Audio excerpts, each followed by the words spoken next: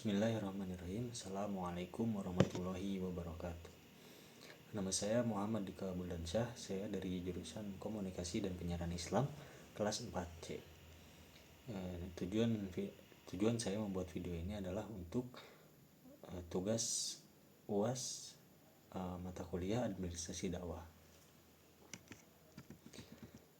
Peran administrasi dakwah dalam meningkatkan efisiensi pengelolaan dakwah sangat penting untuk memastikan bahwa pesan-pesan dakwah dapat disampaikan dengan baik dan efektif kepada khalayak.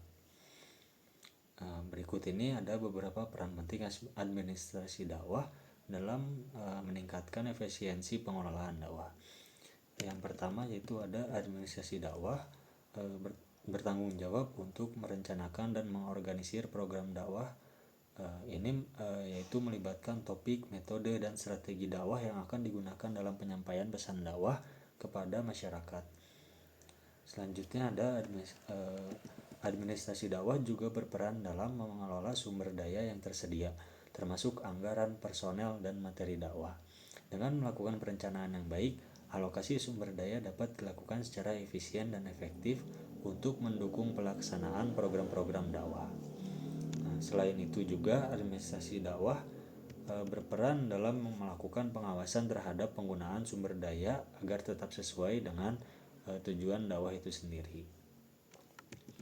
Selanjutnya, administrasi dakwah memiliki peran penting dalam mengelola informasi terkait dengan kegiatan dakwah. Hal ini juga meliputi tentang pengelolaan data, pengolahan informasi, dan penyimpanan data yang relevan. Dengan adanya sistem administrasi yang baik, informasi yang diperlukan dapat diakses dengan mudah dan cepat, sehingga memudahkan dalam pengambilan keputusan dan evaluasi terhadap program dakwah yang telah dilaksanakan atau yang akan dilaksanakan. Pembahasan selanjutnya yaitu tentang format administrasi dakwah. Format administrasi dakwah itu perlu mengikuti perkembangan zaman agar dapat tetap relevan dan efektif dalam menyampaikan pesan-pesan dakwah kepada masyarakat. Adapun beberapa format administrasi dakwah yang dapat diaplikasikan dalam menghadapi perkembangan zaman yang saat ini. Yang pertama yaitu penggunaan teknologi informasi. Format administrasi dakwah dapat melibatkan penggunaan website, media sosial, aplikasi mobile, dan platform daring lainnya untuk menyampaikan pesan dakwah.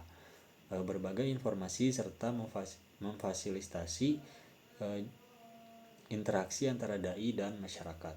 Teknologi informasi juga dapat digunakan untuk mengelola data dan informasi terkait kegiatan dakwah secara lebih efisien. Format administrasi dakwah yang kedua yaitu penyediaan materi dakwah yang diversifikasi. Administrasi dakwah dapat menyediakan materi dakwah yang beragam, mulai dari tulisan, video, podcast, hingga infografis, sehingga dapat menjangkau audiens yang lebih frekuensi konsumsi terhadap konten yang berbeda. Selanjutnya, format yang ketiga yaitu ada pelatihan dan pengembangan dai. Administrasi dakwah juga dapat menyelenggarakan program pelatihan dan workshop yang meliputi berbagai aspek dakwah seperti pengetahuan agama, keterampilan komunikasi, manajemen waktu, dan penggunaan teknologi informasi. Dengan memperkuat kompetensi dai, administrasi dakwah juga dapat meningkatkan efektivitas dan profesionalitas mereka dalam menyampaikan pesan dakwah. Yang selanjutnya, format dakwah yang keempat, kolaborasi dan jaringan. Administrasi dakwah juga dapat melibatkan kolaborasi dan membentuk jaringan dengan lembaga dakwah lainnya, baik di tingkat lokal, nasional maupun internasional. Kolaborasi ini dapat mencakup pertukaran informasi, pengalaman, dan sumber daya, serta koordinasi dalam pelatihan program-program dakwah yang akan dilaksanakan. Selanjutnya, format dakwah yang terakhir yaitu monitoring dan evaluasi. Administrasi dakwah juga perlu dilengkapi dengan sistem monitoring dan evaluasi yang teratur. Administrasi dakwah dapat menggunakan indikator kerja yang jelas untuk mengukur efisiensi dan efektivitas program dakwah. Evaluasi dilakukan secara berkala untuk mengidentifikasikan kelemahan dan melakukan perbaikan yang perlu dilakukan. Dengan melakukan monitoring dan evaluasi secara sistematis, administrasi dakwah dapat menyesuaikan strategi dan program dakwah sesuai dengan kebutuhan masyarakat dan perkembangan zaman saat ini. Mungkin cukup sekian yang dapat saya sampaikan, kurang lebihnya mohon maaf. Wassalamualaikum warahmatullahi wabarakatuh.